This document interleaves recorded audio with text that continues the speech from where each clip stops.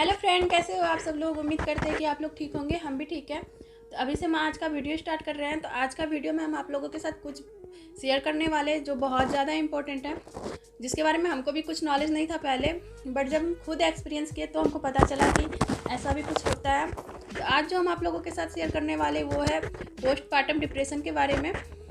तो हम postpartum depression क्यों फेस करना पड़ता है, ये सब हम आज आप लोगों के साथ शेयर करने वाले हैं। एंड जो भी हम शेयर करेंगे वो मेरा खुद का एक्सपीरियंस होगा। सब सारी लेडी के साथ सेम नहीं होता, सबका सिम्टम डिफरेंट होता है। इसलिए जो हम एक्सपीरियंस किए वो हम आप लोगों के साथ आज शेयर करने वाले हैं। तो चलिए स्टार्ट करते हैं एंड बने रहिएगा पूरा ब्लॉग में। आगे आप लोगों के साथ हम बहुत कुछ शेयर करने वाले हैं इस ब्लॉग में, जो आप लोगों के लिए बहुत ज़्यादा हेल्पफुल रहेगा। तो पोस्टपार्टम डिप्रेशन ये जो मदर बर्थ देती है, बेबी बर्थ के बाद स्टार्टिंग के 3 मंथ से लेकर 1 ईयर तक के टाइम में ये हम लोग फेस कर सकते हैं। तो ये ज़रूरी नहीं है कि 3 मंथ में ही हम ये फेस करें या 1 साल लग जाए। 3 मंथ से लेके 1 साल के बीच में हम लोग को ये चीज़ फेस करना पड़ता है। एंड इसको तो जो मदर बर्थ देती है उसके लिए बहुत ज़्यादा कॉमन प्रॉब्लम है। एंड 40% लेडी ये फेस करती है postpartum depression after delivery. But लोग इस टर्म को ज़्यादा जानते नहीं हैं, ज़्यादा समझते नहीं हैं, इसलिए ये ज़्यादा प्रॉब्लम होता है। अगर हम आप लोगों को पूरा अपना एक्सपीरियंस बताते हैं कि हम कब फील किए, हमको कब लगा कि ये मेरे साथ ऐसा हो रहा है। तो जब मेरी बेटी अभी दिया 2.5 साल की है एंड मेरा सी सेक्शन डिलीवरी था। हम सी सेक्शन डिलीवरी के ऊपर एक वीडियो बना चुके हैं। अगर आप लोग नहीं देखे हो तो एक बार ज़रूर जाकर देखिएगा। हम इस वीडियो के डिस्क्रिप्शन में लिंक डाल देंगे। तो मेरी बेटी अभी 2.5 साल की हो गई है एंड मेरा सी सेक्शन डिलीवरी था। तो सी सेक्शन डिलीवरी होने के बाद जब मेरा डिलीवरी हुआ, हमको हॉस्पिटल से मतलब 2nd-3rd डे से हमको ये फील होता था कि हम बच्चे का केयर नहीं कर पाएंगे, हमसे नहीं हो पाएगा। पता नहीं बहुत कुछ माइंड में चलता था कि हमसे नहीं हो पाएगा, हम कैसे संभाल पाएंगे, हम कैसे सब कुछ कर पाएंगे। बट स्टार्टिंग में तो बच्चे आने की खुशी इतनी ज़्यादा रहती है कि इंसान सब कुछ भूल जाता है। तो हॉस्पिटल में तो कुछ ऐसा हमको ज़्यादा कुछ प्रॉब्लम नहीं हुआ। एंड मेरे हस्बैंड थे, वो बहुत ज़्यादा सपोर्ट करते थे, तो उनकी वजह से भी हमको ज़्यादा कुछ प्रॉब्लम नहीं हुआ। बट हम हॉस्पिटल में दिया को ब्रेस्ट फीड नहीं करा पाते थे, हमसे होता ही नहीं था। हम बहुत ज़्यादा वीक हो गए थे सी सेक्शन के बाद, बहुत ज़्यादा। तो इसी वजह से तो फिर हम घर आए। घर में भी उस वक्त मेरे घर में मेरी ननद लोग थी, सब कोई था, तो ठीक ही था। जब पूरा फैमिली रहता है तो आपको ज़्यादा फील नहीं होता। बट उस फैमिली में भी कोई ऐसा होता है कि आपको कुछ बोल देता है। अगर आप अपना कुछ शेयर करोगे कि मेरे साथ ऐसा हो रहा है, आप किसी लेडी के साथ शेयर कर रहे हो, तो वो लोग आपको यही बोलेगी कि तुम कौन सा पहली बार माँ बनी हो, हम लोग नहीं बने, ये नॉर्मल है, ये सबके साथ होता है। ये सब आपको सुनना पड़ता है। ये सब सुनने के बाद फिर आपको लगता है कि हाँ, ये सबके साथ होता है, सिर्फ मेरे साथ ही नहीं होता, हमसे नहीं हो पाएगा, इसीलिए मेरे माइंड में ये सब आ रहा है। तो ये हो जाता है। एंड एक लेडी के लिए 9 मंथ प्रेगनेंसी, बेबी बर्थ, ये उसके लिए एक नया एक्सपीरियंस होता है। एक लेडी के लिए सबसे इम्पोर्टेंट पार्ट ये होता है, उसकी ज़िंदगी की सबसे इम्पोर्टेंट फेज होता है प्रेगनेंसी एंड बेबी बर्थ। तो ये बात हो जाता है। एंड फिर आफ्टर प्रेगनेंसी एक लेडी के बॉडी फिजिकली एंड मेंटली दोनों में ही बहुत सारी चेंजेस आती है।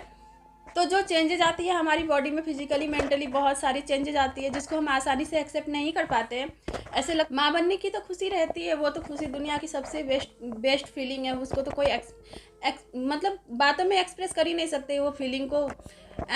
बट वो जो हमारे लाइफ में इतना सारा चेंजेस होता है, वो बहुत ज़्यादा मुश्किल हो जाता है हम लोग को फेस करने के लिए, बहुत ज़्यादा प्रॉब्लम होता है। तो इसी तरह से जब हम हॉस्पिटल 7 दिन सी सेक्शन के बाद 7 दिन के बाद हम हॉस्पिटल से घर आए थे।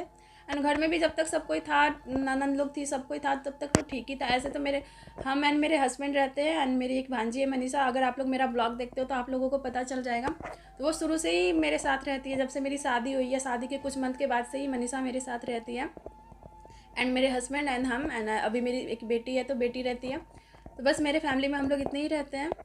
तो जब घर आए एंड 10-12 दिन हो गया था एंड सब मेरी बड़ी ननद लोग सब घर चली गई थी। तो फिर हस्बैंड थे एंड हस्बैंड भी अपने काम पे जाते, फिर वो उनका तो काम रहता, वो काम करते, बट वो बहुत ज़्यादा टाइम देते थे। जब वो फ्री रहते थे तो वो दिया का प्रॉपर केयर करते थे। एंड मनीषा का भी स्टडी रहता था, वो भी जब फ्री रहती थी तो वो दिया का बहुत ज़्यादा केयर करती थी। तो दिया का ऐसा टाइम टेबल था कि वो दिन भर सोती थी एंड रात को जागती थी। स्टार्टिंग के 2 मंथ वो रेगुलरली यही किया। दिन भर वो सोती थी, बस ब्रेस्ट फीड के लिए जागती थी दिन में एंड फिर वो सो जाती थी। एंड फिर रात होते ही 7-8 बजे के बाद से वो पूरा रात नॉन स्टॉप 3 बजे तक जागती थी। 3 बजे तक उसको सोना ही नहीं है, बस उसको गोद में लेके घुमाना है। कभी मनीषा कभी हस्बैंड घुमाते थे। एंड हम तो बहुत कम ही, क्योंकि हमसे तो चला भी नहीं जाता था, सी सेक्शन हुआ था, बहुत ज़्यादा प्रॉब्लम होता था एंड हम बहुत ज़्यादा वीक भी हो गए थे। तो इसीलिए रात को जागने का ड्यूटी हस्बैंड का था। एंड फिर हस्बैंड थक जाते थे तो फिर मनीषा को बोलते थे तो वो लेती थी। तो इसी तरह से दिन बीतते गया। तीन मंथ, करीब 2-3 मंथ हो गया था। तो जो अभी हम आप लोगों के साथ शेयर करने वाले, पोस्टपार्टम डिप्रेशन में इंसान को क्या फेस करना पड़ता है एक लेडी को। तो जो हम फील करते थे, हमको ऐसा होता था, हम हर छोटी छोटी बातों में रोने लगते थे। जैसे आंसू टपक रहा है, कोई सा भी बात होता था मेरे आँख से आंसू टपकना स्टार्ट हो जाता था। हर बात पे उदासी, मतलब कुछ भी अच्छा नहीं लगता था। जैसे लगता नहीं मेरा लाइफ में कुछ नहीं है। बच्चे, मतलब दिया से भी हम इतना ज़्यादा कनेक्ट नहीं हो पाते थे स्टार्टिंग के करीब 1 मंथ तक मेरे साथ ऐसा ही होता था। उससे भी ज़्यादा कनेक्ट नहीं हो पाते थे। वो मेरी बेटी थी, मतलब हम उसको जन्म दिए थे, लेकिन हमको कोई मतलब ज़्यादा कनेक्ट ही नहीं हो पाते थे उससे। बट धीरे धीरे वो ठीक हो गया। तो हम आगे आप लोगों के साथ शेयर करेंगे कैसे क्या हुआ। तो हर छोटी छोटी बातों में हमको रोना आ जाता था। फिर मतलब उदास रहते थे। फिर हस्बैंड को, मतलब बच्चे दिया होने के बाद मेरे साथ ऐसा हुआ कि हम हस्बैंड का बिल्कुल भी केयर नहीं करते थे। हम उनसे यहाँ तक कि चाय तक के लिए नहीं पूछते थे कि आप चाय पिए कि नहीं पिए या कुछ भी। मतलब हमको मतलब ही नहीं, पता नहीं क्यों ऐसा हुआ था। बहुत ज़्यादा, मतलब 3-4 मंथ तक हम ये चीज़ फेस किया। हस्बैंड से भी हमको कोई मतलब नहीं रहता था एंड वो बहुत ज़्यादा सपोर्ट करते थे। हॉस्पिटल से घर आने के बाद भी मेरा वो पूरा केयर करते थे एंड बेबी का भी बहुत केयर करते थे। रात को जागने का भी ड्यूटी हस्बैंड का ही रहता था। एंड जब रात को वो रात को दिया जब जागती थी तो हस्बैंड उसको फार्मूला मिल्क भी देते थे। हमको बोलते थे नहीं तुम रेस्ट करो, हम अभी उसको फार्मूला मिल्क दे देंगे। तो स्टार्टिंग के 1 मंथ दिया फार्मूला मिल्क के लिए, उसके बाद वो फार्मूला मिल्क बिल्कुल ही नहीं ली एंड अभी तक नहीं ली। पता नहीं क्या हो गया था, उसके बाद से उसको फार्मूला मिल्क का पता, वो ली ही नहीं आज तक। तो वो भी स्टोरी है कि वो ब्रेस्ट फीड के बारे में भी हम एक ब्लॉग बनाएंगे, तो आप लोगों के साथ हम शेयर करेंगे बहुत कुछ। एंड हर बात पे हमको गुस्सा आता था। मतलब हस्बैंड ऐसा कोई बात नहीं करते थे। मेरे घर में तो ऐसे भी कोई रहता नहीं था, मनीषा एंड हस्बैंड रहती थी, वो कोई ऐसा बात नहीं करते थे। फिर भी हमको हर बात में हम उनसे गुस्सा हो जाते थे एंड बहुत ज़्यादा थकान लगता था। फिजिकली मेंटली दोनों तरफ से ही बहुत ज़्यादा इरिटेशन फील होता था। बहुत कुछ हुआ। फिर बाद में हम बहुत ज़्यादा सर्च किए, यूट्यूब में सर्च किए कि मेरे साथ ही ऐसा होता है या और भी लेडी के साथ ऐसा होता। तो बाद में हमको पता चला कि पोस्टपार्टम डिप्रेशन बोल के भी कुछ होता है जो आफ्टर डिलीवरी होता है। उससे पहले हमको कुछ भी नॉलेज नहीं था इस टॉपिक के बारे में। तो हम सोचे क्यों ना जो हम एक्सपीरियंस किए हम आप लोगों के साथ शेयर करते हैं। आप लोगों के लिए भी थोड़ा हेल्पफुल हो। जो न्यू मदर है उसको भी बहुत ज़्यादा हेल्पफुल होगा, या जो मदर बनने वाली है।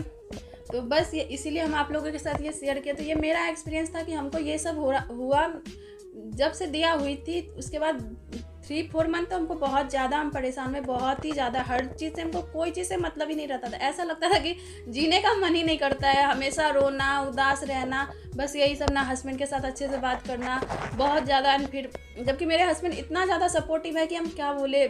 हम कभी भी अभी भी दिया 2.5 साल की होगी, अगर रात को वो जागती है तो हस्बैंड ही उसको संभालते हैं रात को, हमको जगाते नहीं है कि नहीं तुम सो। ऐसा हम लोग का केस था, बहुत ज़्यादा केयरिंग थे। मेरा ऐसा भी होता है ना कि आफ्टर डिलीवरी सारा फोकस बच्चे पे चला जाता है, पूरा केयर बच्चे का होता है, मदर का नहीं होता। मेरे साथ ऐसा नहीं हुआ, मेरा भी उतना ही केयर हुआ। ड्यूरिंग प्रेगनेंसी के टाइम में मेरा जितना केयर होता था उतना ही केयर मेरा आफ्टर डिलीवरी भी हुआ। एंड दिया का तो वो केयर होता ही था, वो तो बच्ची थी तो वो सब कुछ होता ही था। बट पता नहीं क्यों ऐसा हर मदर फील करती है। पोस्टपार्टम डिप्रेशन एक ऐसा मेजर प्रॉब्लम है जो 40% लेडीज फेस कर रही होती है। एंड ये प्रॉब्लम स्टार्ट होता है बेबी बर्थ के बाद। एंड ये प्रॉब्लम क्यों स्टार्ट होता है ये हम आप लोगों को बताते थे। हमारे बॉडी में हार्मोनल चेंज होने की वजह से ये प्रॉब्लम होती है हम लोग के साथ। तो आफ्टर डिलीवरी हम लोग की बॉडी में बहुत ज़्यादा हार्मोनल चेंज होता है, इसी वजह से हम लोग को ये प्रॉब्लम फेस करना पड़ता है। तो ये बहुत ज़्यादा कॉमन प्रॉब्लम है, बट ज़्यादा जानकारी नहीं होने की वजह से ये प्रॉब्लम को कोई समझ नहीं पाता है। तो बाद में हम अपने गायनोलॉजिस्ट के पास गए और उससे ये प्रॉब्लम हम डिस्कस किए। तो वो हमको सब कुछ अच्छे से बताई कि ऐसे ऐसे होता है, आफ्टर डिलीवरी ये होता है, पोस्टपार्टम डिप्रेशन होता है, आप टेंशन मत लो। फिर वो हमको सजेस्ट की ये करो वो करो। एंड हम सबको ऐसा लगता है कि ये सिर्फ मेरे साथ ही हो रहा है, बाकी किसी के साथ नहीं होता, लेकिन ये बहुत रॉन्ग है। ये 40% लेडी के साथ ये होता है, ये प्रॉब्लम, जिसके बारे में हमें जानकारी नहीं होती है। जब हम लोग को बाद में पता चलता है तब समझ में आता है। आप लोग भी कमेंट करके बताइएगा कितने लोग हमसे रिलेट कर पा रहे हो इस टॉपिक पे। और इस टॉपिक के बारे में आप लोगों को और भी कुछ अगर डिटेल में जानना है तो आप लोग हमको कमेंट करके बताइएगा। हम एक और ब्लॉग बनाएंगे, जितना हम जानते हैं, जितना हम एक्सपीरियंस किए हम वो आप लोगों के साथ ज़रूर शेयर करेंगे। तो यही था मेरा एक्सपीरियंस। अगर आप लोग और भी डिटेल में जानना चाहते हो तो आप लोग कमेंट करके बताना, हम और भी बताएंगे आप लोगों को कि हम क्या फील किए थे और मेरे साथ क्या क्या हुआ था। एंड एक बात जो हमारे सोसाइटी में पता नहीं क्यों ये होता है, जब दिया हुई थी तो हॉस्पिटल में मेरा सी सेक्शन हुआ था तो हमको बहुत ज़्यादा ब्रेस्ट फीड करवाने में प्रॉब्लम होता था। तो हस्बैंड बोलते थे ठीक है अभी फार्मूला मिल्क देते हैं, तुम ठीक हो जाओ तो फिर हम बेबी को ब्रेस्ट फीड देना। बट जो मैंने हम नाम नहीं लेंगे, बट थे कुछ रिलेटिव थी, स्पेशली लेडीज़ लोग ही थी जो बोलती थी तुम कौन सा पहली बार माँ बनी हो, तुम ही माँ बनी हो, तुमसे नहीं होगा, पता नहीं है बच्चे को कैसे पाल पाएगी, इससे कुछ नहीं हो पाएगा। बहुत ज़्यादा ये सब ताने सुनने को मिलता है, जिसकी वजह से हम लोग को बहुत ज़्यादा हर्ट होते हैं। हम लोग और टूट जाते हैं। एक तो इतना ज़्यादा कुछ माइंड में चल ही रहा होता है, ऊपर से ये सब ताने सुनकर और भी ज़्यादा हम लोग टूट जाते हैं, और भी ज़्यादा अंदर में डर आ जाता है कि सच में हम लोग से नहीं होगा, हमसे नहीं हो पाएगा, हम कैसे करेंगे, कहीं बच्चे को हम हर्ट ना कर दे। ये सब बातें माइंड में चलती रहती है।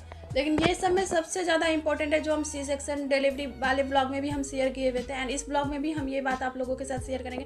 अगर आपका पार्टनर सपोर्टिव है, आपका पार्टनर आपका प्रॉब्लम समझ रहा है, तो आप बहुत जल्दी इन सब चीज़ों से बाहर निकल जाओगे। तो मेरे केस में भी ऐसा ही था। मेरे हस्बैंड अंडरस्टैंडिंग थे, वो हमको समझे एंड वो बहुत कोशिश किए। चाहे हम उन पर जितना भी गुस्सा करते थे, कितना भी चिल्लाते थे, उनका बिल्कुल केयर नहीं करते थे, बट वो कभी भी वो चीज़ को इतना बड़ा इशू नहीं बनाया। अगर कोई और रहता तो पता नहीं क्या करता, बट वो कभी भी इस चीज़ को इतना बड़ा इशू नहीं बनाए। एंड वो हमेशा बोलते थे तुम टेंशन मत लो, टाइम के साथ साथ सब ठीक हो जाएगा, टाइम के साथ साथ, बस वो एक ही वर्ड बोलते थे, टाइम के साथ साथ सब ठीक हो जाएगा।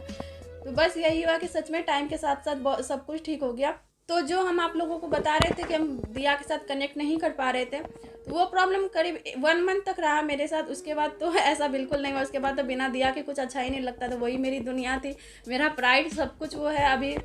तो बस वो स्टार्टिंग में कुछ टाइम हुआ ऐसा कि हम उससे कनेक्ट नहीं कर पाते थे, मतलब रेगुलर उसको ब्रेस्ट फीड भी नहीं दे पाते थे। शायद ये भी प्रॉब्लम इस वजह से भी होगा कि हम उससे कनेक्ट नहीं कर पाते थे। बट बाद में वो 1 मंथ के बाद वो प्रॉब्लम मेरा ठीक हो गया। बाद में बस मेरा प्रॉब्लम ये था कि हमको हर बात में रोना, लड़ाई करना, गुस्सा करना, चिल्लाना, ये सब प्रॉब्लम था, बहुत ज़्यादा ये सब हुआ।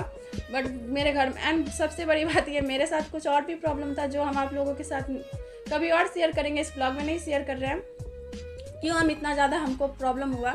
अगर इस टाइम पे आपका फैमिली सपोर्ट कर रहा है, आपकी मम्मी पापा, मायके एंड ससुराल वाले, अगर आपका फुल फैमिली आपके साथ है, तो ये प्रॉब्लम आप लोग नहीं फेस करोगे। बहुत कम चांस रहता है ये प्रॉब्लम फेस करने का। बट जब आप अकेले हो, हस्बैंड के साथ हो, तो बहुत कुछ सोचना, बहुत कुछ माइंड में चल रहा होता है, कैसे होगा, हम अकेले कैसे करेंगे। सबसे बड़ा डर यही रहता है कि हम अकेले कैसे करेंगे, हम अकेले बच्चे को मैनेज कैसे करेंगे, हमसे नहीं हो पाएगा। यही सबसे बड़ा डर रहता है हमारे अंदर, एक न्यू मदर के अंदर। एंड एक बात, ये सिम्टम आपको फर्स्ट डिलीवरी, ज़रूरी नहीं है कि फर्स्ट डिलीवरी में ही हो, सेकंड डिलीवरी में भी हो सकता है।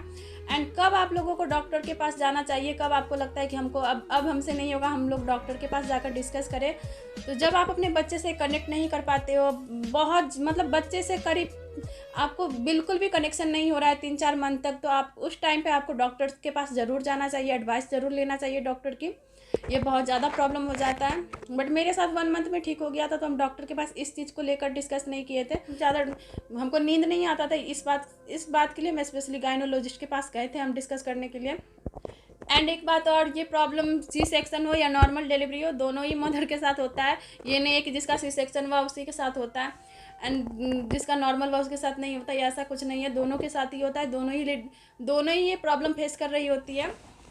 तो इस वक्त सबसे ज़्यादा जो इम्पोर्टेंट होता है वो सपोर्ट का ज़रूरत होता है। अगर आपका पार्टनर सपोर्टिव है, आपका फैमिली सपोर्टिव है, तो आप इस प्रॉब्लम से बहुत जल्दी बाहर निकल जाओगे। तो ये मेरा एक्सपीरियंस है एंड मेरा सी सेक्शन डिलीवरी स्टोरी भी आप लोग ज़रूर देखिएगा। आप लोग उससे भी आप लोगों को बहुत कुछ पता चलेगा, बहुत हेल्प होगा आप लोगों की।